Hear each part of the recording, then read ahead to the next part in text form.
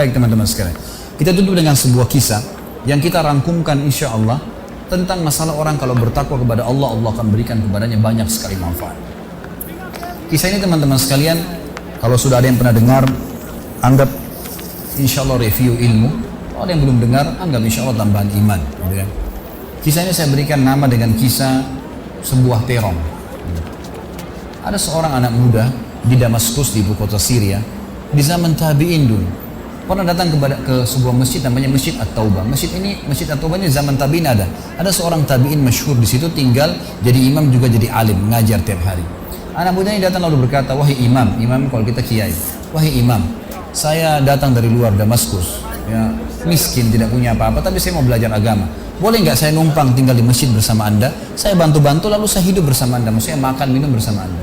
Kata ya syekh itu, silahkan, nggak masalah. Tapi harus sabar, ya ikutin kehidupan saya, apa yang saya makan kau makan, apa yang saya minum kau minum. Kata anak muda ini, baiklah. Anak muda ini cerita, dia bilang setelah 3 bulan saya tinggal dengan syekh saya. Ternyata syekh saya ini orangnya sangat zuhud, luar biasa. Ada makanan makan, tidak ada makanan puasa. Dan hari ini sudah 3 hari kami puasa. Sahur dengan sebutir kurma segelas air, buka puasa juga begitu. Tapi ini sudah hari ketiga, syekh saya masih kuat, saya sudah tidak kuat lagi, dia bilang. Saking tidak kuatnya saya bungkukkan punggung saya, menekan perut saya supaya lapar saya hilang.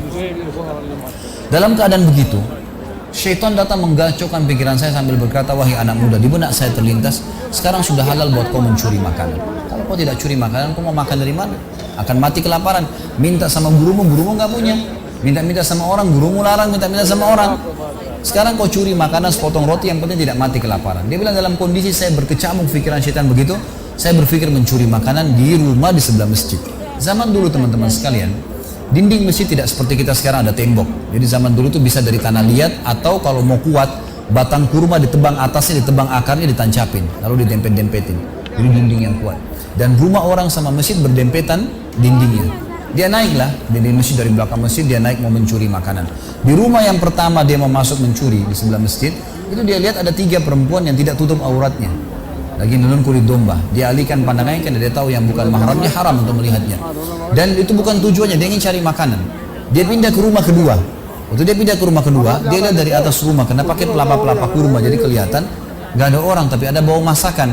Karena laparnya dia turun ke dalam, dia masuk ke dapur, ditemukan ada panci yang lagi dipakai masak dengan kayu bakar. Di dalamnya ada, waktu dia buka, air yang sedang direbus 2 buah terong yang sudah matang. Karena lapar sekali, diambil sama dia terong 1 lalu digigit.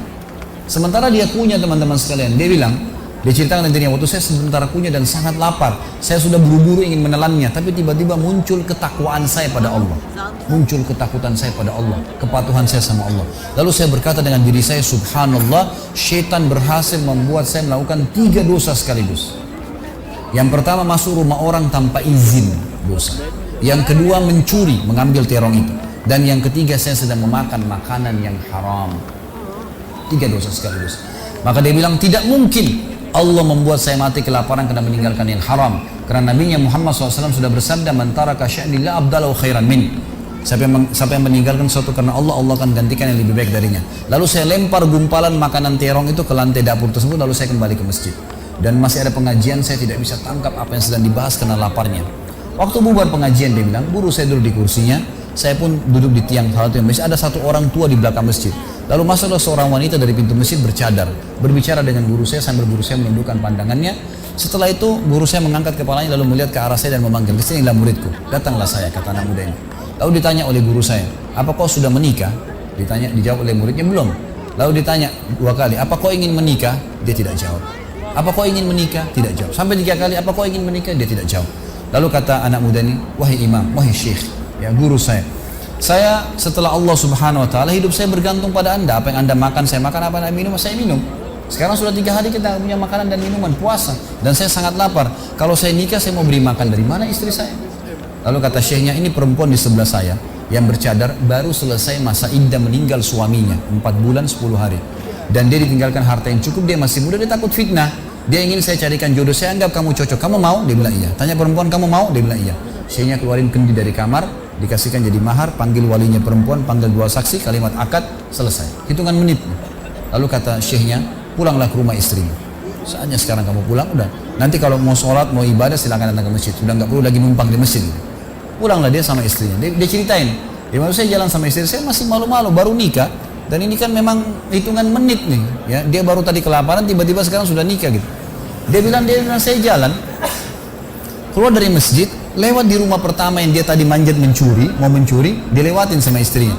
Begitu masuk, tiba di depan pintu rumah kedua yang dia manjat, gitu kan, istrinya berhenti, buka pintu rumah lalu berkata, masuklah suamiku, ini rumah kita. Rumah yang tadi dia mencuri nih. Maka dia pun bilang, saya masuk ke ruang tamu, saya melihat di atas, ini benar rumah tadi yang saya masuk mencuri. Istrinya bilang, wahai suamiku, tadi saya dengar Anda sudah 3 hari nggak makan, mau makan? Dia bilang iya. Istrinya masuk ke dapur, ditemukan apa? Panci terbuka, terong yang sudah digigit. Ini kisah nyata nih. Tiba-tiba perempuan ini bilang, siapa yang makan terong saya? Spontan, teriak gitu kan. Pada saat dia teriak, maka laki-laki ini mengucapkan kalimat begini. Ini dia saksi bahasan kita. Dia mengatakan, kesinilah istriku. Demi Allah begini ceritanya. Kronologisnya saya manjat, saya turun, saya lapar, saya makan.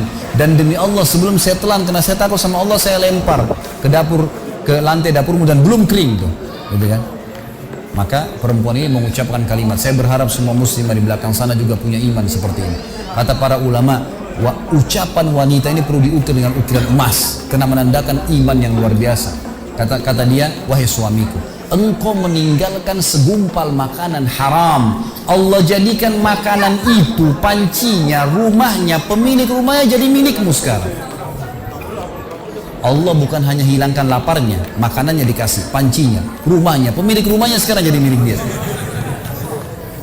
Orang yang bertakwa kepada Allah diberikan jalan keluar, teman-teman sekalian.